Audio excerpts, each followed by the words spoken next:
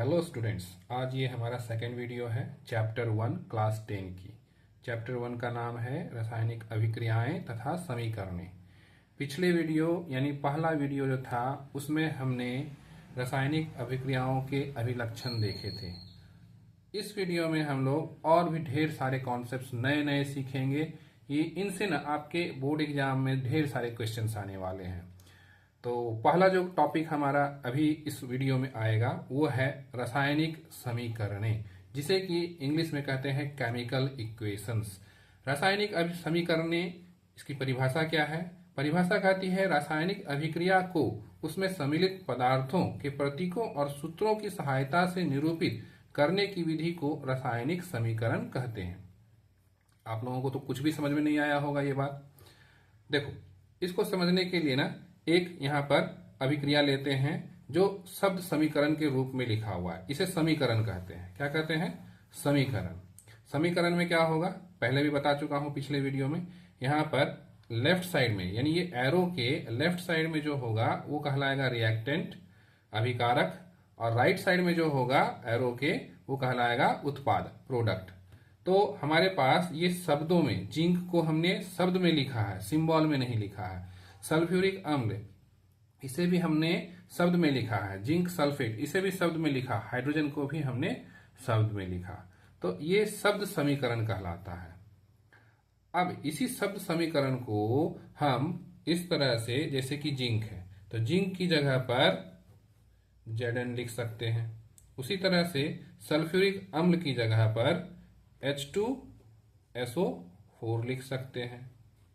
ठीक उसी तरह से ये सब सिंबल्स में जा रहा है, ये शब्दों में हमने लिखा है।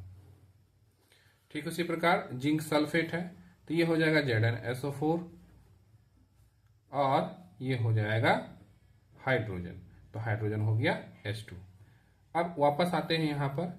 यहाँ रासायनिक समीकरणें क्या है? रासायनिक अभिक्रिया को उसमें सम्मिलित पदार्थों के प्रतीकों और सूत्रों की सहायता से निरूपित करने की विधि को रासायनिक समीकरण कहते हैं। रासायनिक अभिक्रिया, ये रासायनिक अभिक्रिया हो गया, उसमें सम्मिलित पदार्थों के प्रतीकों को। तो सम्मिलित पदार्थ कौन कौन सा है? सम्मिलित पदार्थ ये है, जैसे कि जिंक है तो जिंक को हमने क्या किया, प्रतीकों में। अगर सम्मिलित पदार्थ, अगर रिएक्शन हो रहा है, रिएक्शन में अगर जो भी सम्मिलित पदार्थ हैं जो रिएक्शन में भाग ले रहे हैं जो पदार्थ, उनको अगर हम प्रतीक में, प्रतीक यानी सिंबल में, देखो जिंक को Zn से, सल्फ्यूरिक अम्ल को H2SO4 से इस तरह से निरूपित किए, उस विधि को रासायनिक समीकरण कहते हैं। तो ये हमारा क्या हुआ? ये रासायनिक समीकरण हुआ। अब इस रासायनिक समीकरण में बहुत सी कमियां हैं। क्या कमी है? यह जो जिंक है, इस जिंक में हमें यह नहीं पता चल रहा है कि ये ठोस अवस्था में है कि द्रव अवस्था में है कि गैस अवस्था में। उसी प्रकार सल्फ्यूरिक एसिड, ये भी किस अवस्था में है, ठोस, गैस, द्रव या गैस जलीय विलयन है, ये सब कुछ पता नहीं चल रहा। उसी तरह से यहाँ भी हमें जो उत्पाद मिले हैं वो भी हमें कुछ नहीं बता रहे हैं कि किस अवस्था में मौजूद है। तो इसके लिए हम एक अगला कुछ टॉपिक को टच कर रहे हैं जो है ठोस अवस्था। इनको बताने के लिए कि किस अवस्था में मौजूद है, तो ठोस अवस्था के लिए हम यहाँ पर S लिखते हैं, वो भी ब्रैकेट में, स्मॉल ब्रैकेट में। तो यहाँ पर हम क्या लिखेंगे? Small s। तब देखो यहाँ पर इस रिएक्शन से हमें क्या पता चल रहा है कि जिंक जो है ठोस अवस्था में है। द्रव, अगर द्रव है तो स्मॉल l लिखेंगे स्मॉल ब्रैकेट में। उसी तरह से जलीय विलयन, जलीय विलयन का मतलब क्या हुआ, इसको पहले मैं लिख दूं। इसके लिए ना AQ लिखते हैं स्मॉल ब्रैकेट में। तो जलीय विलयन का मतलब हुआ कोई भी पदार्थ अगर ये जल है, कोई भी पदार्थ अगर जल में घुला हुआ हो, कोई भी पदार्थ अगर जल में घुला हुआ हो तो वो कैसा विलयन कहलाएगा? वो कहलाएगा जलीय विलयन, वो कहलाएगा जलीय विलयन। गैस अगर है तो उसके लिए क्या इस्तेमाल करेंगे? स्मॉल g और ब्रैकेट के अंदर स्मॉल ब्रैकेट होना चाहिए। तब देखो ये जो H2SO4 है ना, ये H2SO4 ये घुला हुआ है किसमें? जल में घुला हुआ है ना। तो इसलिए हम इन चारों में से कौन सा सिंबल यूज करेंगे? H2SO4 के लिए, चूंकि पानी में ये घुला हुआ है सल्फ्यूरिक एसिड, तो हम लोग AQ यहाँ पर लिखेंगे।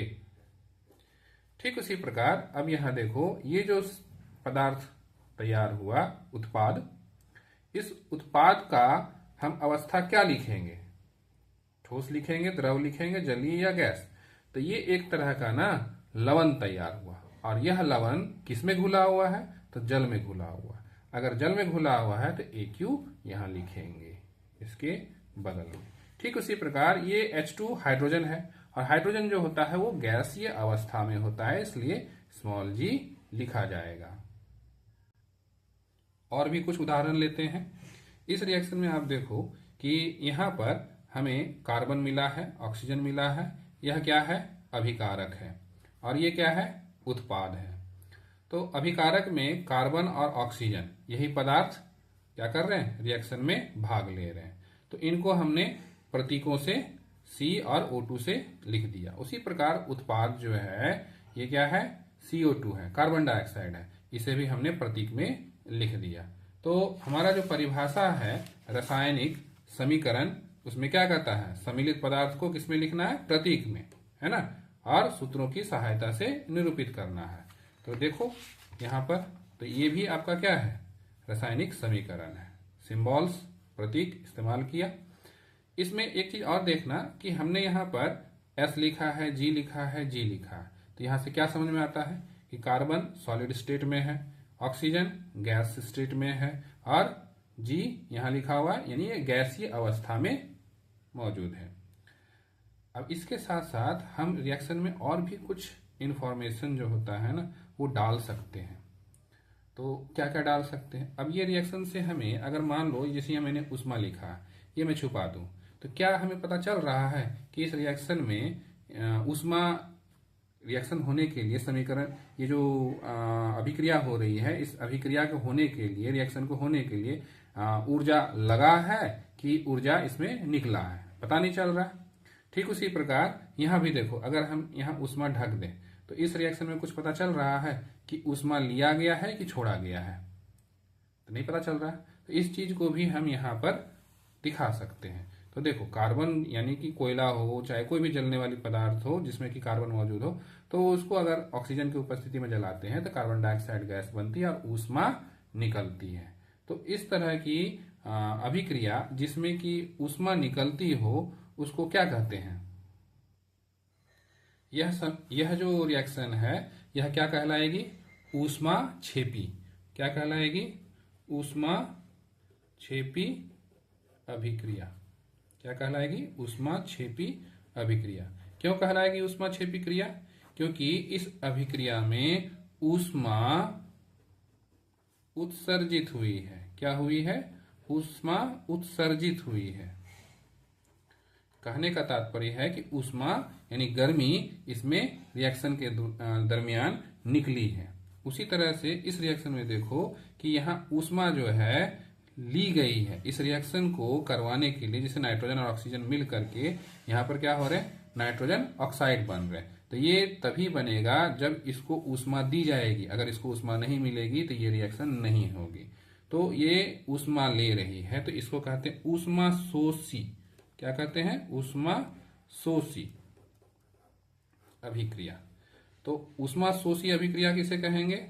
ऊष्मा शोषी क्रिया अभिक्रिया वैसी अभिक्रिया को कहेंगे जिसमें ऊष्मा अवशोषित होती हो। क्या होती हो? अवशोषित होती है। क्या हो रही है? ऊष्मा अवशोषित होती है। अब यहां पर एक चीज और जानने लायक चीज है। क्या? कि देखो अगर ये रिएक्शन है और रिएक्शन के राइट साइड में आपने ऊष्मा लिखा है प्लस ऊष्मा, तो वहां पर क्या होगा? ऊष्मा छेपी अभिक्रिया, यानी ऊष्मा उत्सर्जित हो रही है। ऊष्मा उत्सर्जित हो रही है तो लास्ट में आप प्रोडक्ट के साइड में, उत्पाद के साइड में ऊष्मा लिखेंगे। अगर ऊष्मा ले रही है रिएक्शन अभिक्रिया तो उसमें ऊष्मा आप लेफ्ट साइड में लिखोगे। Concept clear? अगर ऊष्मा छेपी होगी तो राइट साइड में लिखोगे ऊष्मा, ऊष्मा शोषी होगी तो लेफ्ट साइड में ऊष्मा लिखोगे। ऊष्मा छेपी और ऊष्मा शोषी को इंग्लिश में क्या कहते हैं? इसे एक्सोथर्मिक रिएक्शन कहते हैं। क्या कहते हैं? Exothermic reaction. इसे एक्सोथर्मिक रिएक्शन कहते हैं। इसको क्या कहते हैं? इसको कहते हैं एंडोथर्मिक रिएक्शन, इसको कहते हैं एंडोथर्मिक रिएक्शन। तो देखो इस दो रिएक्शन से हमें मालूम चल गया कि रिएक्शन में क्या हो रहा है, ऊष्मा ले रही है या ऊष्मा दे रही है। उसी प्रकार हम उस किसी भी रिएक्शन में और भी कुछ इंफॉर्मेशन ऐड कर सकते हैं। यहाँ देखो नाइट्रोजन, इसका कुछ अवस्था पता चल रहा था? नहीं, क्योंकि यहाँ हमने गैस नहीं लिखा है। अब यहाँ देखो KClO3 जो है और KCl बना, ऑक्सीजन बना, है ना। तो KClO3 सॉलिड स्टेट में है, KCl किसमें, सॉलिड स्टेट में, और ऑक्सीजन जो बना वो भी गैस स्टेट में है। तो ये जो रिएक्शन होता है ना, इस रिएक्शन को करवाने के लिए ऊष्मा दी जाती है। तो ऊष्मा दी जाती है, तो हमने तो यहाँ ऊष्मा इस तरह से लिख दिया था इस रिएक्शन में, उसको ऊष्मा देने के लिए। इस रिएक्शन में भी ऊष्मा दी जाती है, तो हम इधर प्लस ऊष्मा लिख सकते थे। तो एक तरीका और भी है बताने के लिए कि कोई रिएक्शन ऊष्मा ले रही है कि नहीं। तो ये जो त्रिभुज जैसा आकार आप अगर एरो के ऊपर बना दो ना, तो ये भी बताती है कि ऊष्मा वो रिएक्शन ले रही है, यानी कि हमें इसे गर्म करना पड़ेगा। इस सिंबल का मतलब, त्रिभुज का मतलब होता है हमने इसको क्या किया, गर्म किया। KClO3 को क्या किया, गर्म किया। गर्म करने से ये बन रहे हैं, नहीं, सिर्फ गर्म करने से काम नहीं चलेगा। उसके साथ देखो एक यहाँ पर रासायनिक पदार्थ और ले रहे हैं, मैंगनीज डाइऑक्साइड। क्या नाम है इसका, मैंगनीज डाइऑक्साइड। मैंगनीज डाइऑक्साइड, इसका क्या काम है बोला? तो मैंगनीज डाइऑक्साइड का काम ये है कि ये रिएक्शन ना काफी स्लो होता है, धीमा होता है। तो ये ना कैटलिस्ट की तरह काम करता है। किस तरह से काम करता है, कैटलिस्ट की तरह काम करता है। तो ये जो रिएक्शन मान लो कि 1 घंटे में हो रहा होगा इसके बिना, तो वही रिएक्शन 2 मिनट में करके दे देगा इसकी वजह से। तो मैंगनीज डाइऑक्साइड हमारा क्या हो गया, ये हो गया हमारा कैटलिस्ट।